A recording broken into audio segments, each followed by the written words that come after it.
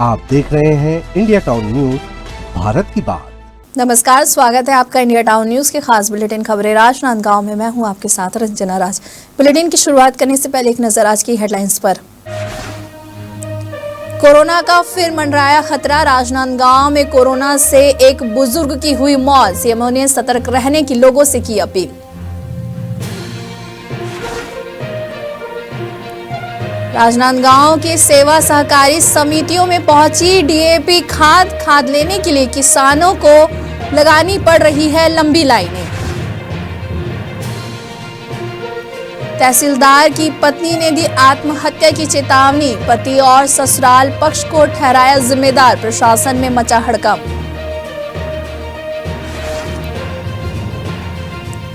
राजनांदगांव के बीमा सेवाएं कार्यालय में चोरी का हुआ खुलासा। 3 कंप्यूटर और प्रिंटर किया गया बरामद। पुलिस ने खोज निकाले चोर।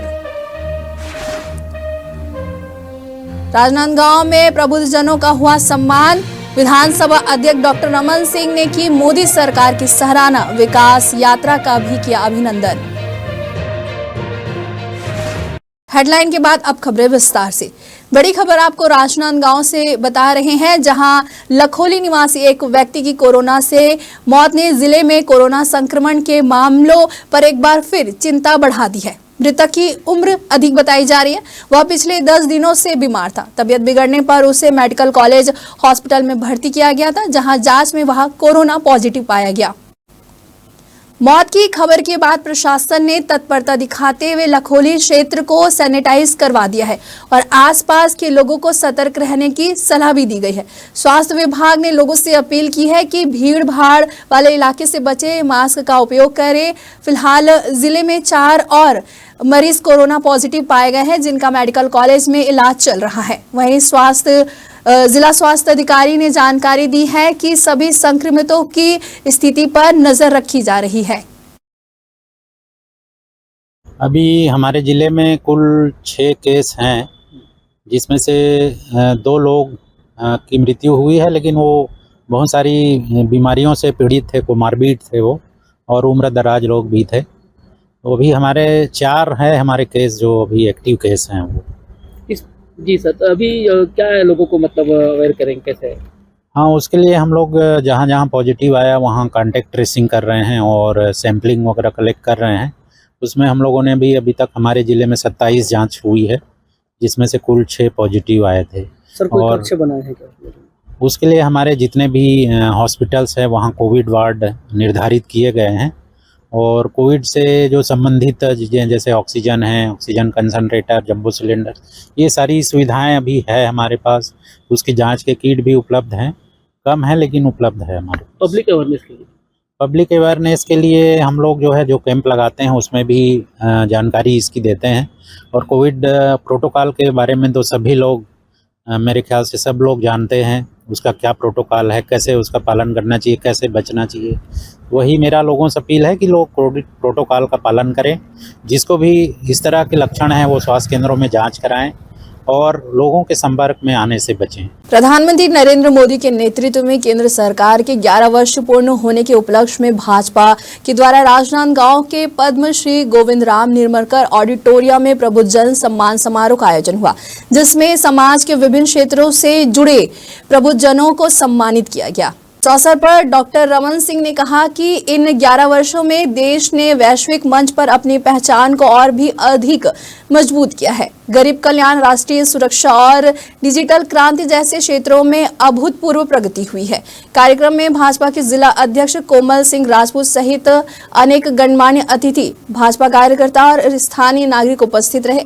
सभी ने मोदी सरकार की उपलब्धियों पर चर्चा की और भविष्य में देश को और ऊंचाइयों तक पहुंचाने के लिए संकल्प को दोहराया। राजनांदगांव जिले के कर्मचारी राज्य बीमा सेवाएं औषधालय राजनांदगांव केंद्र में बीते दिनों हुई चोरी की घटना का पुलिस ने खुलासा कर दिया है।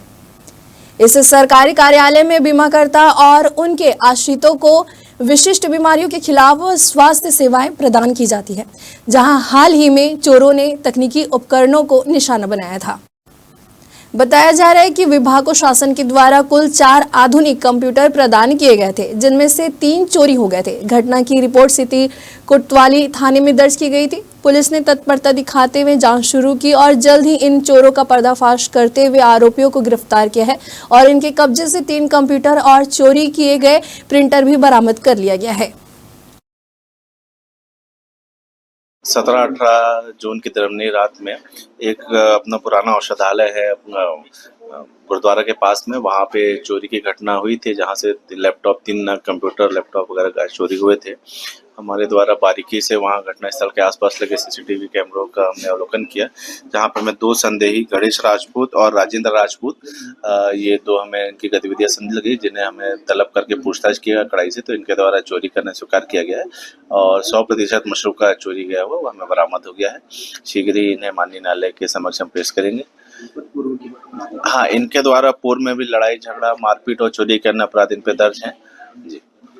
वहाँ सुरक्षा की दृष्टिकोण से ना तो सीसीटीवी कैमरे ना ही वहाँ पर मुख्य द्वार के तो आसपास जो कैमरे लगे हैं जो शहर में हमारे सुरक्षा के दृष्टिकोण से हमारे कम से कम 192 कैमरे लगे हुए हैं, तो उन्हीं की मदद से हमें इनके आइडेंटिफाई करने में आसानी हुई है। क्या विभाग को भी इसमें सूचना दिया जाएगी कैमरे लगाने के लिए? हमारे द्वारा तो सभी को ये अनुरोध किया जाता है कि आप अपने और शहर की सुरक्षा, एक जाल है ना, उसके लिए आप जरूर से जरूर अधिक से अधिक सीसीटीवी कैमरे लगाएं और उसके मेंटेनेंस करें। बालोद जिले के ग्राम तारौद में डायरिया से 40 वर्षीय व्यक्ति की मौत हो गई है, जबकि 4 लोग गंभीर हालत में हैं।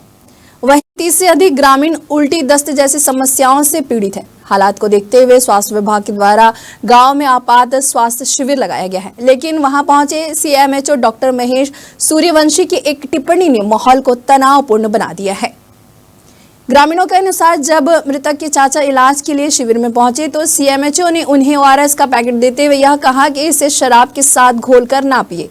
इससे टिप्पणी से पहले तो आक्रोशित ग्रामीणों का गुस्सा फूट पड़ा और उन्होंने शिविर में जमकर हंगामा किया। वहीं ग्राम सरपंच ने बताया कि डायरिया का कारण 20 साल पुरानी पाइपलाइन हो सकती है। फिलहाल बोरवेल के पानी के उपयोग पर अस्थायी रोक लगा दी गई है। हमारे गांव में अभी बहुत दिन से लगातार ये परेशानी चलत है और अभी तक ले हमारे गांव में लड़का से लेकर के पूरा बूढ़ा जवान सबो जन में ग्रसित हवे। और मोर मोहल्ला के बाद मोर मोहल्ला में ज़्यादा है रावण भाटा ना वो गाँव वो पारा में तो कुछ न कुछ फैला थे। एक शिकायत ला हम शासन प्रशासन तक भी पहुँचा हन, गाँव में स्वास्थ्य केंद्र भी खुले हुए वहाँ भी पहुँचा हन, लेकिन आज देखा आज से हमारी उल्टी गिनती चालू हो गए है। आज एक आदमी की मौत हो है और शासन के लापरवाही के चलते कहीं ना कहीं आगू जा करके हमारे गांव में ये संख्या बढ़ मत जाए। मोर निवेदन है आज जानकारी हुई तो आज शासन प्रशासन अपन टीम भेज दी, एक की मौत हुई थे एक पहली काबर नहीं भेजी। शासन प्रशासन से निवेदन की पहली जागरूकता अभियान आप चालू करो, जब गाँव वाले मन को हाल लगा तो बात ला सुनाओ। अब ऐसे तो बहुत दिन से हमन यहाँ जानकारी दे रहा रहे प्रशासन ला कि हमारे यहाँ जो नल के जो पानी आते हैं कई घर से हमन चेक करे के नाम से गिलास में पानी जो है ना रख के हमन जाके दिखा हन, और गिलास में इतना कीड़ा है, बहुत ज़्यादा कीड़ा है। अब आज हमारे गांव की स्थिति ऐसे आगे है, आज एकदम हमारे बीच के आदमी हरे हमारे आज 1 बजे के बात है, आज 1 बजे की बात है, ओला हम हॉस्पिटल में भर्ती हुई और आज वो ख़त्म हो गए। और आज ख़त्म होने के बाद तुरंत शासन के आदमी वहाँ पहुँच गए और अतिक दिन का करत रही सोमन सुते रही से। इतना कीड़ा है, इतना कीड़ा है, रोज वहाँ जा पूछा था कैसे करें बनी, कैसे करें बनी, लेकिन बताने वाला कोई नहीं रही। सर के द्वारा लगभग 11 बजे के आसपास बताया गया कि गांव में दस्त उल्टी हो रहा है और मैं पंचायत में था और तुरंत आया और यहाँ आने के बाद पता लगा कि बहुत सारा दस्त उल्टी हो रहा है और उसी समय 3 साढ़े 3 बजे जो मरीज आप बता रहे हैं डेट हो गए हैं उसको 108 बुला के तुरंत रिफ़र बालोद किए गए हैं। और वैसे वहाँ बालोद में लगभग 5 से 6 आदमी यहाँ से भर्ती हैं। बालोद जिले में तहसीलदार राहुल गुप्ता और उसकी पत्नी रेणु गुप्ता के बीच चल रहे पारिवारिक विवाद ने नया मोड़ ले लिया है, जहां रेणु गुप्ता ने आत्महत्या की चेतावनी दी है। रेणु गुप्ता ने कहा है कि वह अपने पति के साथ रहना चाहती है, लेकिन उसके सास ससुर और पति के द्वारा प्रताड़ित किया जा रहा है। वहीं जब पुलिस और प्रशासनिक अधिकारी रेणु गुप्ता से मिलने पहुंचे तो उसने पेट्रोल निकालकर आत्महत्या करने की कोशिश की, जिसे पुलिस ने जब्त कर लिया है। फिलहाल रेणु गुप्ता को सखी सेंटर में रखा गया है। दरअसल रेणु गुप्ता और तहसीलदार के बीच लंबे समय से विवाद चल रहा है। रेणु गुप्ता का आरोप है कि उसके पति और सास ससुर उसे प्रताड़ित करे हैं और उसे अपने साथ नहीं रखना चाहते हैं। वहीं तहसीलदार राहुल गुप्ता का कहना है कि रेणु गुप्ता उसे परेशान करती है और साथ नहीं रहना चाहती है। ये घटना परसों रात की है, जिसमें कि हमको जानकारी मिली कि 2 बहनों के साथ अन्याय हुआ है। तो उस चीज़ को लेके युवा कांग्रेस वहाँ पहुंची और वहाँ समस्त पूरे गांव के नागरिक, सरपंच, पंच, सरपंच, उप सरपंच, ग्राम समिति के अध्यक्ष महोदय और पूरी गांव की महिलाएं थीं।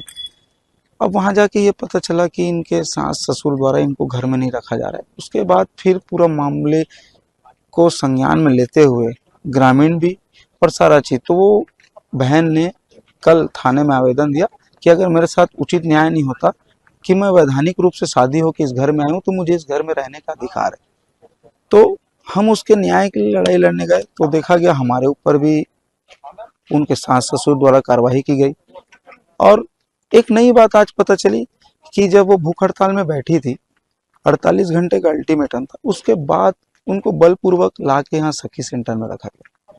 मामला ऐसा है क्योंकि लगभग आज 5-6वां दिन है शायद, है ना। 6वां दिन पहली मोर पास आवेदन आ रही है दोनों जन के छत्तीसगढ़ क्रांति सेना के पास कि भैया हमारे ऐसे हमारे साथ अन्याय हो है और आप मन से मदद के गुहार करथन करके लगातार अपन मन के दुख लो मन बताइस कि हमारे साथ बड़े जन बहू है जन तहसीलदार के वाइफ है, वो बताइस कि 2022 में शादी हो है भैया हमारे मन के, और शादी के दरमियान में 50 लाख रुपए दहेज दे हो, क्रेटा कार दे हो, हीरा का अंगूठी दे हो, यहाँ तक कि यहाँ के जो शादी होए भवन वहाँ को ओकर भी पैसा ल दे हो करके बताइस हो है। और ओकर साथ में शादी होकर के सिर्फ मात्र 50 दिन रहे हो करके मोला बताइस, और 50 दिन के रहते हुए ओकर दरमियान वो प्रेग्नेंट भी हो गए। ओकर सबूत में अपना आँखिस देखे हो, है ना। तो 1 महीना के प्रेगनेंसी वो तक भ्रूण हत्या के भी वो सारे मामला बतात रही थे। तो कि मोला लगी कि नहीं वाकई में ये दोनों बेटी साथ अन्याय अत्याचार हो है, क्योंकि यहाँ जोहार छत्तीसगढ़ पार्टी ला बिल्कुल सामने आ करके कर मन के न्याय संगत लड़ाई लड़ना चाहिए करके चीज़ें देखे ना। निरंतर बहनी मन के साथ हमन बिल्कुल खड़े हैं।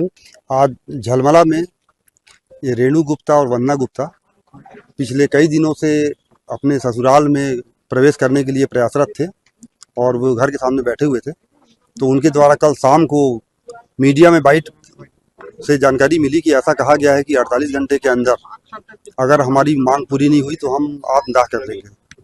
तो आज हम लोगों ने उन्हें उनके ससुराल वालों को खबर किया और सखी सेंटर में काउंसलिंग मतलब मेल मुलाकात आपसी संवाद के लिए उनको बुलाने के लिए नोटिस भेजा।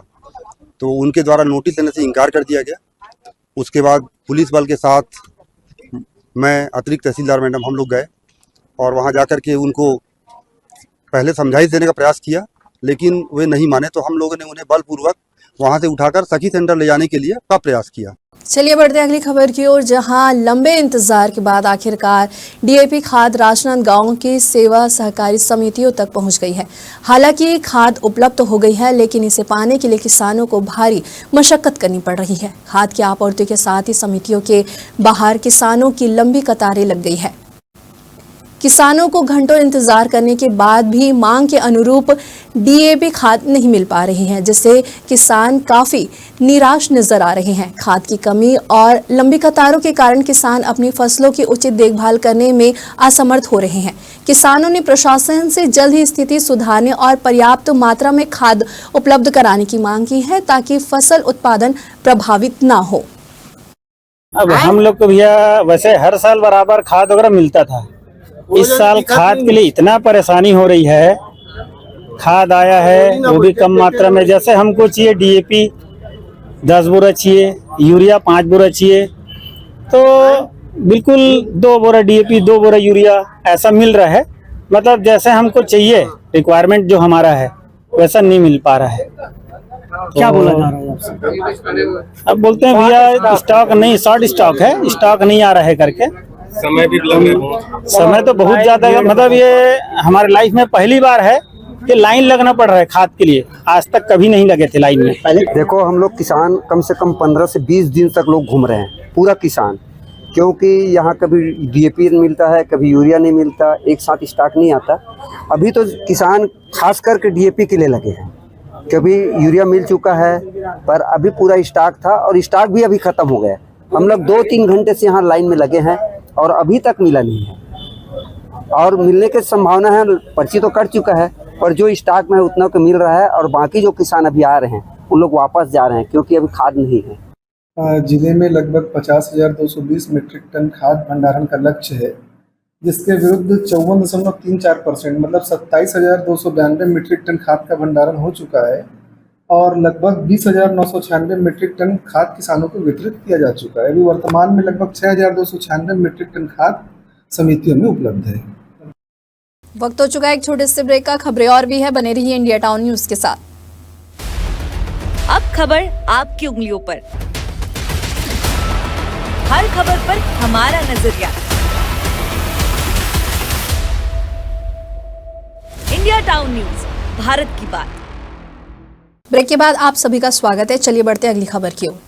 बालोद जिले में स्थित तांदुला जलाशय इन दिनों एक विशेष और दुर्लभ जल पक्षी की मेजबानी कर रहा है। यह पक्षी काले सिर वाला बहुमुखी आइबिस, जिसने बांध के दलदली किनारों पर स्थायी बसेरा बना लिया है। स्थानीय लोग, पर्यटक और प्रकृति प्रेमी इस सुंदर पक्षी की मौजूदगी से बेहद उत्साहित है। यह पक्षी दलदली क्षेत्र में लकड़ियों, घास और रेशों से घोंसले बनाते हैं। एसडीओ के अनुसार तांदुला में इनकी बड़ी संख्या में उपस्थिति एक शुभ संकेत है। यह पक्षी मुख्य रूप से भारत, पाकिस्तान, बांग्लादेश, नेपाल, भूटान और अफगानिस्तान जैसे दक्षिण एशियाई देशों में पाया जाता है। वहीं तांदुला जलाशय में इस जल पक्षी को दूर दराज से लोग देखने आ रहे हैं। चलिए बढ़ते अगली खबर की ओर, जहां खैरागढ़ से दुर्ग तक के मार्ग की बदहाल हालत, उमराव पुल के खतरनाक गड्ढे और अमलीपारा मार्ग पर झुके बिजली के खंभों को लेकर जनता का आक्रोश आखिरकार सड़कों पर उतर आ ही गया है। जिसे लेकर मिशन संडे के बैनर तले आयोजित अनोखे प्रदर्शन में ढोल नगाड़ों के साथ लोगों ने प्रशासन को जगाने की कोशिश की है। इस प्रदर्शन की अगुवाई मिशन संडे के संयोजक मनराखन देवांगन ने की है, जबकि कार्यक्रम में खैरागढ़ के विधायक यशोदा वर्मा ने भी सहभागिता निभाई है। वे खुद ढोल बजाते हुए धरना स्थल पर पहुंची और सड़क पर बैठे प्रशासन के खिलाफ नाराजगी जताई है। लेकिन हैरानी की बात यह रही कि इतने बड़े जन प्रदर्शन के बावजूद प्रशासन का कोई भी अधिकारी मौके पर नहीं पहुंचा, जिससे प्रदर्शनकारियों का गुस्सा और भी फूट पड़ा है। वहीं विधायक यशोदा वर्मा ने चेतावनी दी है कि अगर प्रशासन ने जल्द ही ठोस कार्रवाई नहीं की तो बड़े आंदोलन की तैयारी की जाएगी। वहीं मनराखन देवांकर ने आरोप लगाया है कि रात के अंधेरे में गड्ढों को चोरी छुपे आधा अधूरा भरा जाता है, जिससे लोगों की सुरक्षा से खिलवाड़ किया जा रहा है। ये भारतीय जनता पार्टी के सरकार में भाजपा के जनप्रतिनिधि लोग, अधिकारी लोग पूरे कमीशनबाजी में लगे हैं। कहीं जनता के ध्यान उनका आकर्षित नहीं है। हम लोग मार्च माह में आए थे जब अमलीपारा में 2 मौतें हुई इसी रोड के खराब होने के कारण अमलीपारा 2 लोगों की मौत हुई। मार्च हम लोग ने ध्यान आकर्षित कराया प्रशासन का, लेकिन 4 माह तक प्रशासन सोई रही और कल शाम को हम अल्टीमेटम देते हैं। उसके बाद लुका छुपी तरीका से आधी रात को लोक निर्माण विभाग लोग अधिकारी पहुंचते मुरूम डालने का, अपनी गलती को छुपाने का प्रयास करते हैं। आज हम लोग 1 घंटे 1.5 घंटे से यहाँ पर रोड में बैठे हैं। विधायक जी के नेतृत्व में आंदोलन, विधायक लगातार रोड में बैठी नगाड़ा बजा रही है, लेकिन अधिकारी अभी तक नहीं आए। इसका मतलब ये है कि अधिकारी जवाब देने से डर रहे हैं। अधिकारी कमीशन खाए हैं। हम सवाल पूछेंगे, उनके पास जवाब नहीं है, इसका अधिकारी डर रहे हैं। लेकिन आने वाला समय में ये लड़ाई हमारी जारी रहेगी। तो पेच वर्क के नाम पर लाखों रुपए लोग निकाले हैं। जहां हम लोग बैठे हैं रोड देख लें, पीछे पूरा खड़ा हुआ है। ये कमीशनबाजी के चलते अधिकारी लोग पैसा कमा रहे हैं, लेकिन हम जनता की लड़ाई लड़ेंगे। विधायक जी के नेतृत्व में लगातार जारी रहेगा मिशन संडे की लड़ाई। और जब तक कि हम ठीक नहीं करेंगे, हम चुप बैठेंगे नहीं। आज कोई अधिकारी नहीं आए, आने वाला समय बड़े आंदोलन, अधिकारी हम दरवाजे में बैठ कर नगाड़ा बजाएंगे, उसको घर में कैद करेंगे जब यहाँ पर नहीं आ रहे हैं। तो यही बात के लिए हमारा आंदोलन था। सबसे पहले तो मैं पूरा कांग्रेस परिवार ला मैं बहुत बहुत धन्यवाद देता हूँ, और कांग्रेस के संगठन, विधायक के प्रतिनिधि और मिशन संडे के और हमारा महिला जिला कांग्रेस के अध्यक्ष है, सबकी उपस्थिति में आज यहाँ 3 दिन पहले जे बगल में आप मन देखे हो, अभी जे ना पूरा खाई हो गई रही से कब दुर्घटना हो जाए ऐसे कोई संभावना नहीं। लेकिन मैं PWD के ई साहब ला 3 दिन पहले मैं फोन करे हूँ कि मोर घर के बगल में खंभा झुक गए है, वहाँ खाई हो गए, कब दुर्घटना हो जाही तेकर कोई ठिकाना नहीं है, वो सुधार कर दो। लेकिन 3 दिन 4 दिन बीते के बाद नहीं करिस तो हम काली SDM साहब ला जाके हमारे विधायक प्रतिनिधि मराखन देवांगन हा जाके बोला लेटर दी और सूचना दी कि हम यहाँ पे आंदोलन ला करेंगे। कि जब सूचना मिली तो शाम को 6 बजे यहाँ मुरुम डाले के काम चालू करिस और ओकर बाद फिर रोकवाइन होला। ओकर बाद सुबह से हम सो के नहीं उठे रहे, यहाँ मुरुम डलाए के चालू हो गई रही से। चुरिया जनपद के ग्राम सड़क चिरचारी में एक दर्दनाक हादसे में 5 वर्षीय बच्चे की मौत हो गई। बताया जा रहा है कि यह हादसा हैंडपंप खनन कार्य से संबंधित लगाए गए सूचना बोर्ड के गिरने से हुआ है। यह कार्य वर्ष 2024-2025 में 15वें वित्त आयोग की राशि से किया गया था। मौके से मिली जानकारी के अनुसार जो सूचना बोर्ड लगाया गया था वह नियमित मानकों के विपरीत बनाया गया था।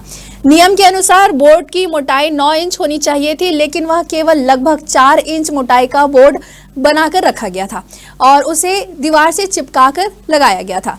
इसी के गिरने से बच्चा उसकी चपेट में आ गया और मौके पर ही उसकी मौत हो गई। घटना के बाद खुज्जी विधानसभा के पूर्व विधायक छन्नी साहू परिजनों से मिलने पहुंचे और शोक व्यक्त किया। हमारे खास बुलेटिन खबरें राजनांदगांव में फिलहाल इतना ही। मुझे दीजिए इजाजत, नमस्कार।